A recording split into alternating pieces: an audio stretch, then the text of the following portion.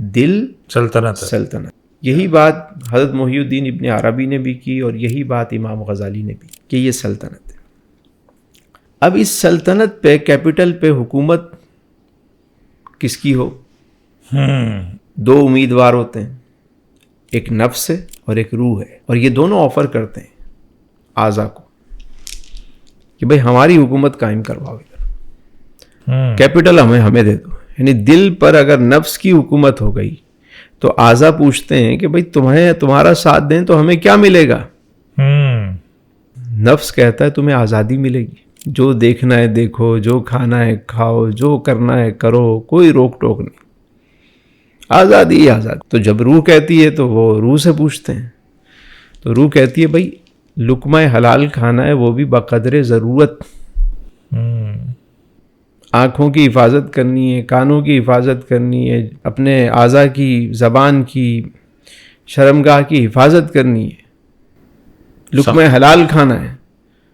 تو اعضاء کہتے ہیں کہ اگر یہ سب ہم اتنی سختیاں ہم پر ہوں گی تو ہمیں کیا ملے گا؟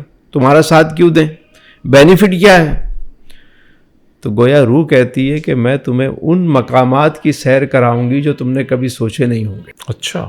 کیونکہ روح جب لطیف ہوتی ہے اور قلب اور روح کا رشتہ جب مضبوط ہوتا ہے جی، پھر وہ اکیلے میں بھی میلہ ہوتا ہے اور میلے میں بھی اکیلا ہوتا ہے، وہ پھر الگ ہی دنیا شروع ہو جاتی ہے. سر وہ دنیا کیا ہے سر؟ کچھ تو مبہم سی رہتی ہے دنیا، ذرا کلیئر نہیں ہوتی. وہ دنیا کیا ہے؟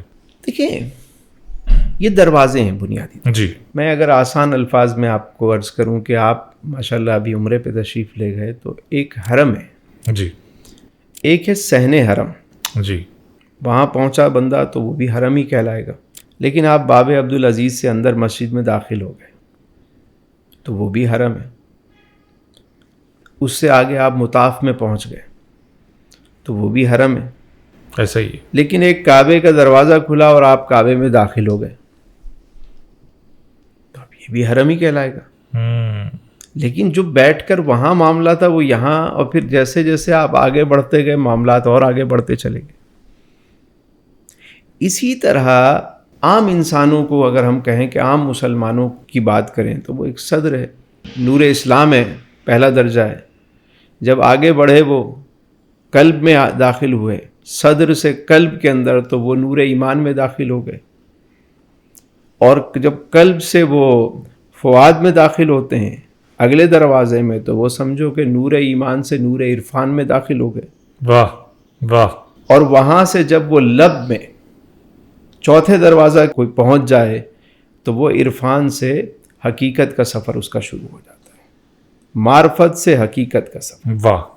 اسلام سے ایمان، ایمان سے عرفان، اور عرفان سے حقیقت ہے. پھر یہ ایک پروسیس ہے پورا.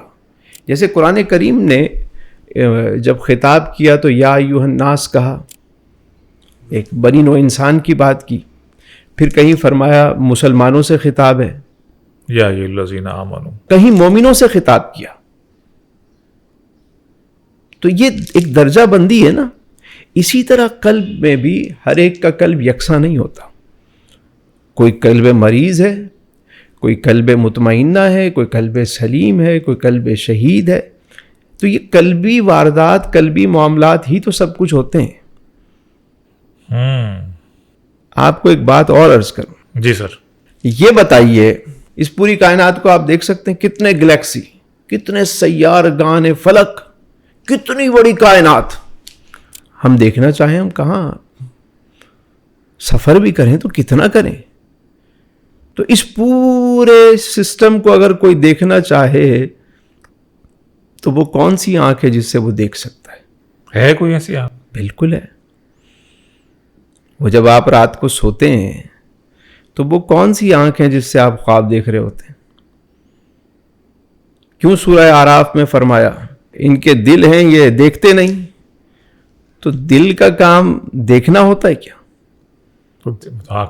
آنکھیں دیکھتی. حضور علیہ السلام کی آنکھیں سوتی تھیں، دل جاگ رہا ہوتا. سبحان اللہ سبحان اللہ صلی اللہ علیہ وآلہ وسلم. تو یہ جو قلب کی بیداری ہے، یہ جو قلب کا معاملہ ہے، یہی تو ہے کہ جو وہ روح جب لطیف ہوتی ہے اور قلب پاک ہوتا ہے تو پھر یہ پرواز شروع ہوتی ہے. پھر انسان وہ مشاہدات کائنات کے وہ تمام راز ہائے سربستہ جو ہے وہ منکشف ہو سکتے ہیں، منکشف ہو رہے ہوتے ہیں اور وہ ان کا مشاہدہ کر رہا ہوتا ہے. جیسی جیسی جس کی صلاحیت، جیسا جیسا جس کا ظرف، وہ اسی طرح آگے بڑھ رہا ہوتا ہے.